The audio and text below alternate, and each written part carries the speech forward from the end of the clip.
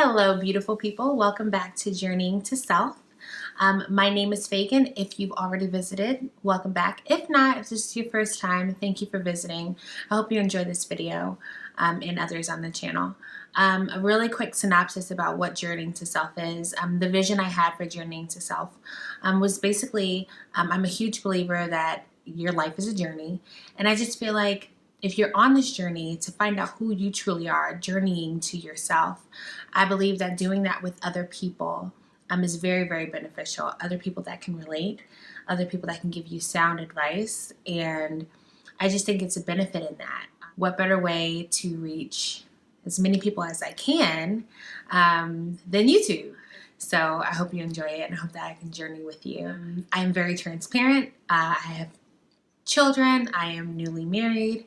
I am also quite recently divorced before this marriage. And so there's a lot of things that I dealt with in life, as well as experiences that I'm dealing with now, that I think transparency is key. My transparency is in hopes that it causes others to break free from shame, guilt, confusion, whatever it is that you may be dealing with.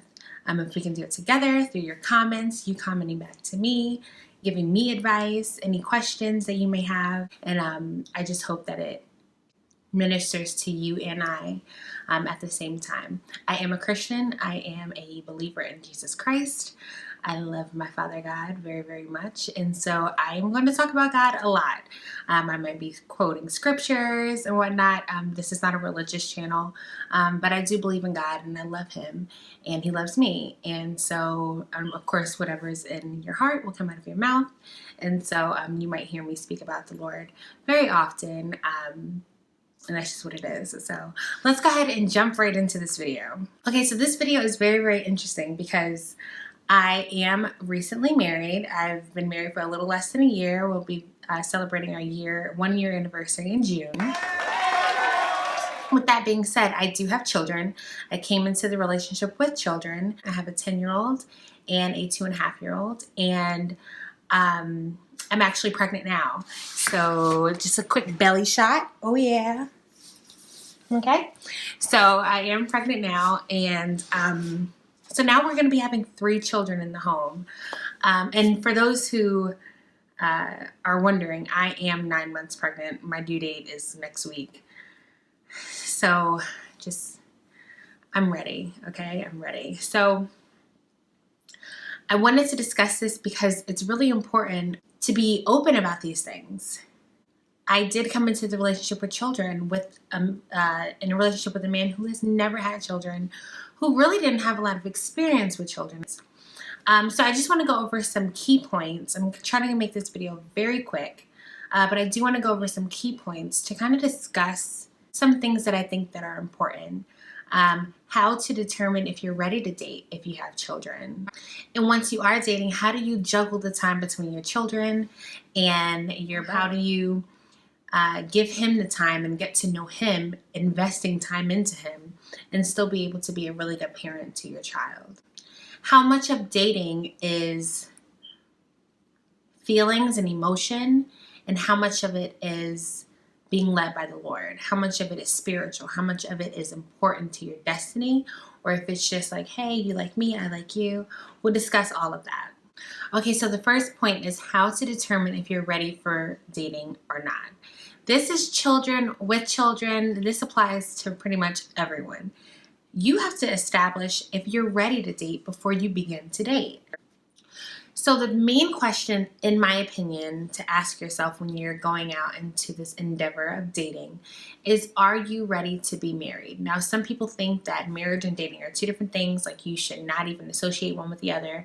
You can date without being ready to marry. I don't believe that that's smart for a few reasons, but that's going to be another video. So are you ready to be married? So your answer to that question may be yes. Some of you may be like, absolutely no. And then some might not even know. So wherever you find yourself in one of those 3 categories, I ask that you ask yourself some further questions. And those would be, are you ready to serve? Are you ready to be served? Are you ready to submit? Are you ready to honor an individual? Are you ready to grow with an individual? Are you ready to share? Are you ready to build? build with someone? Are you ready to face some fears? And are you ready to pursue purpose? So the reason why I ask these questions, or I ask that you ask yourself these questions, is because all of these questions have to do with marriage. All of these things have to do with marriage. You're going to have to submit. You're going to have to serve. You're going to have to accept being served. You're going to have to honor your husband. And all of these things are not necessarily prerequisites for marriage, meaning you don't have to have these things nailed down to a T before you get married. I don't believe that that's true. I believe a lot of these things for me are still being worked out. These things I'm still learning, and I've been married for almost a year. And the Lord led me to marry this man. So he knew I didn't have these things down pat, but these were things that I understood were needed for a successful marriage, or were needed for me to be a successful wife. Okay, so after you've established that, as far as dating with children, I would say step 2, if that would be step 1, step 2 would be establish your priorities. I would be very upfront, very soon into the situation, into the relationship. First date, second date, what have you. I would be very upfront with your priorities. I would tell them, hey, I am a mother. These are how many children I have. These are their ages. My children come first. It is God, and then it is my children, and everything else comes after. And of course that changes after marriage, but when you're dating, your children come first, not the guy, not your boyfriend. Your children come first, and I would establish that from the get-go. So number 3 kind of goes with number 2, and that's be transparent, be very open. Don't try to hide your children or be ashamed of your children. Or maybe even not hide your children, but some people may be tempted to hide what your children require or how important they are to you because you don't want the person to be scared off. Don't do that. Don't do that. It's not a good idea. Okay, so the next thing I have is to ensure that the person is the one. So after you've done all of this, you've asked yourself the hard questions, you've explained to this person how important your children are, and you have been transparent about your parenthood. I think the next step is really just to get to know them, and then with getting to know them, ensure that this person is the one. Now, realize that I didn't mention anything about introducing your children yet, because there's no real reason to introduce your children yet unless you feel like this person is the one. Now, here is the caveat to that. Always be led by the Spirit of God. There are things on this list that you can completely throw away. Eat the meat, spit out the bones. So I am a human being. There's going to be things that I have on this list that do not apply based off of what God has for you. So always seek what the Lord has for you and how He wants to maneuver your situation and your relationships. However, I'm only speaking from my own experience and the mistakes that I have made, also how successful the relationship was established through a lot of these practices, okay? So when you are ensuring that this person is the one, I don't think that it is wise to have the person around your children.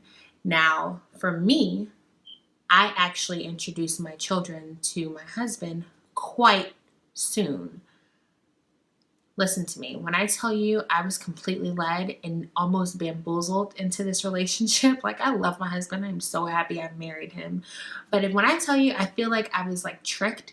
God literally just took over and had me doing things that I said I would never do. My timeline was completely off. He completely took over, and that's a good thing. However, I'm writing this list and I'm sitting here like, well, that didn't really apply. This didn't really apply. But that's all about being led, and that's all about following peace. And so for me, I actually introduced my children to my husband fairly quickly because I was led. I literally prayed about it, and I was like, Lord, why do I feel like they should meet today or they should meet tomorrow, whatever the case was. And he was just like, so strong. It was just like, do it. Like, you're fine. Like, I got you. I got you. And it was just like peace. And it happened, and it was fluid, and it was beautiful. And yeah, so that's just my story. However, if this was not my husband, and if this was just someone I was dating, that would have been unwise, because if it would have never worked out.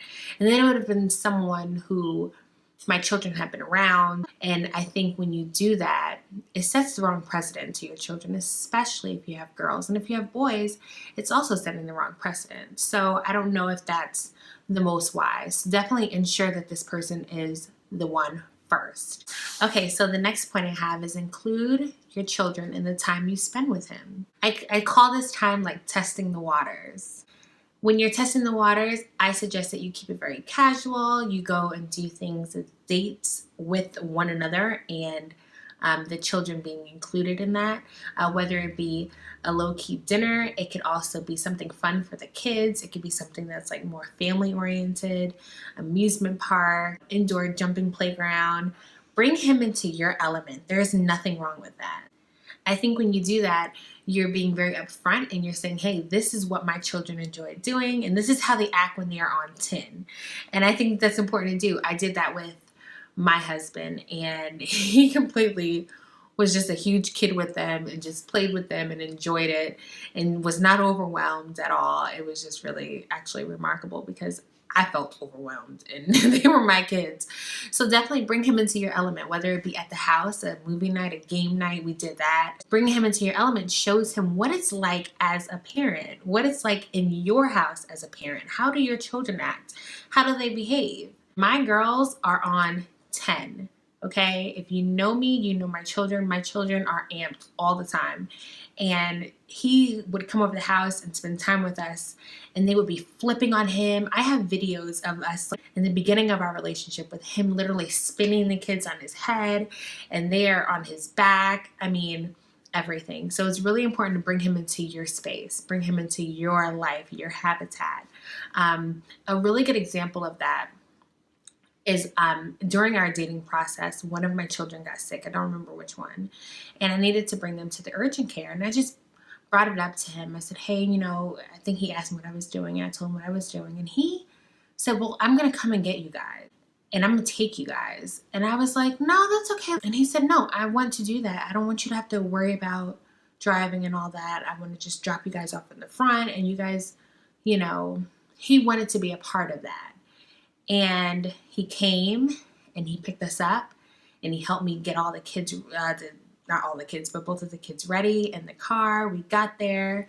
He helped bring them in. It was such a burden lifted.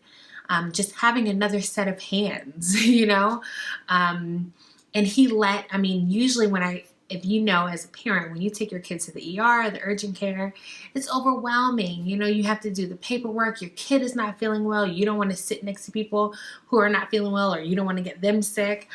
So you're worried about that. You're worried about your child. A lot of it is overwhelming, but while I'm filling out paperwork, he has the children and he's playing with them and he's actually getting them to laugh and enjoy the time in the waiting room.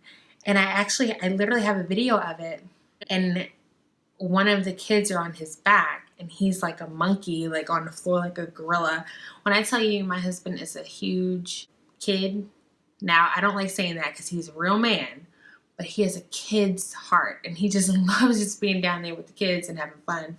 And so I noticed that from the get-go. I noticed that from the beginning of our relationship.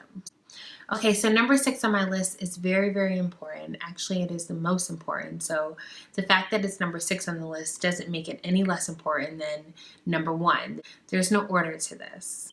But number 6 would be to seek God's perfect will for your life and for your children. I think it's kind of ironic that this is number 6 because when the Lord was giving me this, it didn't come up until this point in my list. And so I believe it's really because at this point, after you've established that this person may be the one, you've introduced him to your life, you've introduced your children to him, this is really the time where the emotions may start getting in the way. You may start falling deeper and deeper for this man, especially when you start seeing him with your children and you see him interacting with them. Your heart is going to feel some type of way. And I think this is when it's the most important to kind of step back for a minute and seek God. Seek God. The most important thing I could think of when it comes to seeking the Lord is to do it wholeheartedly, not doing it with any type of intentions or not doing it with anything already on your mind, meaning don't have the fact that this is my husband, I'm going to marry this man. No, really go to God seeking the truth. And so the dangers with going into seeking the Lord with ulterior motives or your own flesh or your own will being stronger than his is that you can be deceived. You can be deceived. The enemy can deceive you. You can deceive yourself. And you can feel like, oh, I heard from the Lord say that this is him.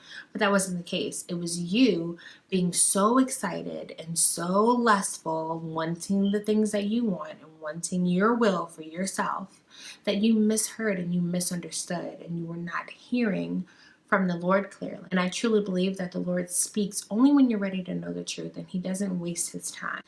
Okay, last point. Last point. Doesn't make it any less important. It's just the last point, okay? Do not have sex with this man. Don't do it. Don't do it. Don't have sex with him. Don't have any type of sex with him. I don't even suggest you kiss the man. Now, okay. All right. So originally, when I first started dating my husband, I remember telling him, I plan on not kissing until my wedding day. And he did not even blink twice. He just was like, he said, okay. He said, okay, cool. I'm thinking, what does that mean? Like, what does that mean? And so in his world, that meant whatever you want, I'm cool with, because I know that you're my wife. At that point, he had already established that I was his wife. It was no question there. I think at that point, he just was like, hey, that's fine. I'm going to marry you. So I'm going to kiss you regardless one day. And so with all that being said, I did not stick to that rule. I ended up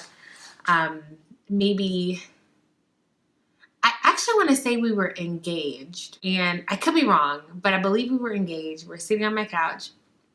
That's another thing. After you get engaged, try not to go over to each other's house because it makes it really hard. Sustain from pouncing on one another, okay? So, but emotions are high. I was just so in love with this man. I was so ready to be his wife. And we were just sitting there watching TV, and I kissed him on his cheek. And he kind of looked funny. And I was like, what was that? What look was that? And he said, I'm really just kind of getting tired of these kisses on the cheek. I cannot wait to marry you. And I said, well, you can kiss me now. So I ended up kissing him, but I didn't feel any guilt. I think at the moment I was just like, man, I wanted to wait. But I didn't. But either way, I did wait to have sex. Do not have sex with him.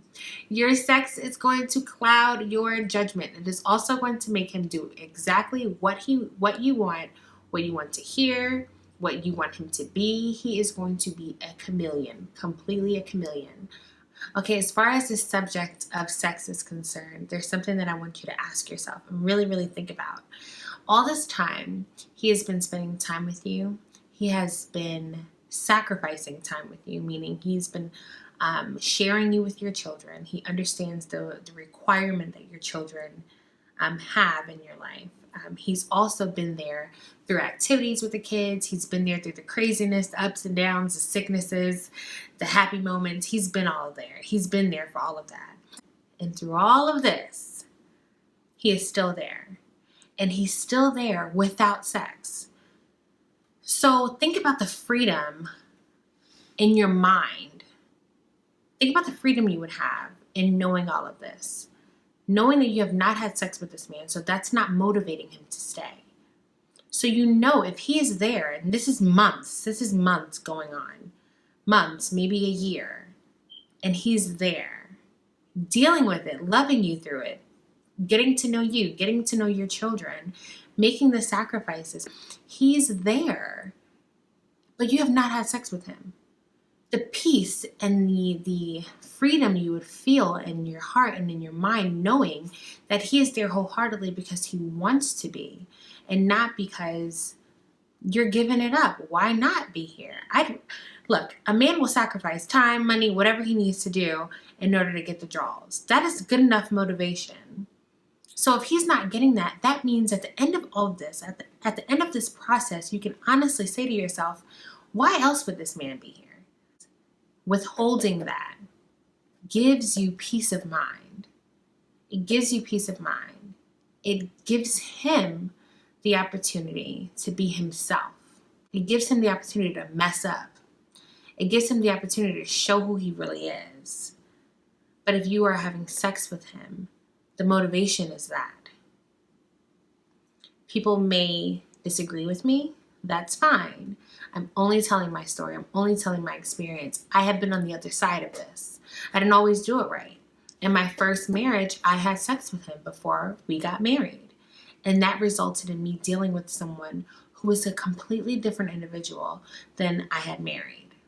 A completely different individual. Not only that, but my experience was different because I didn't have a clear mind while I was dating him because I was having sex with him. I was flesh-driven, completely flesh-driven. By me having sex with him, clouded my judgment completely. One last tip I can give you is to not be fearful to date because you have children. Not be fearful to marry someone because you have children. As long as it's the man for you and this is your soulmate, God has already given the grace to you, your children, and your husband to blend this family in the way that would be as seamless as possible. So I hope this video was really, really good. I hope it really ministered to your heart. I hope it answered all the questions. If you have any further questions, any comments, please go ahead and comment down below. I love reading your comments. It gives me motivation for the next video. It gives me questions I should be answering in the next video. It really, really helps me, and I do answer your questions and I do comment back. Thumbs up the video if you really want more of these. So I plan on doing a video with my husband talking about blending our family. If you want to see something like that, go ahead and thumbs up the video and I'll have me and my husband Ralph, and we will be here talking about his perspective as far as coming into the relationship with a woman who already had children. And I think that's really, really cool because we don't really get to see that. And how he feels then, how he feels now. He feels a little bamboozled, I'm sure. But yeah, I think that's going to be the next video. So if you wanted to see a video like that, please thumbs up this video. Go ahead and comment down below any questions you may have. And please subscribe so that you can get all of the next videos that we have coming up. And also ring the bell. So the notification bell, of course, if you don't know where that is, it's somewhere on the subscription page. And if you ring that notification bell, you will be notified when I do post. And we can just rock out on this journey to self together. All right, so thanks for watching. I'll see you next time.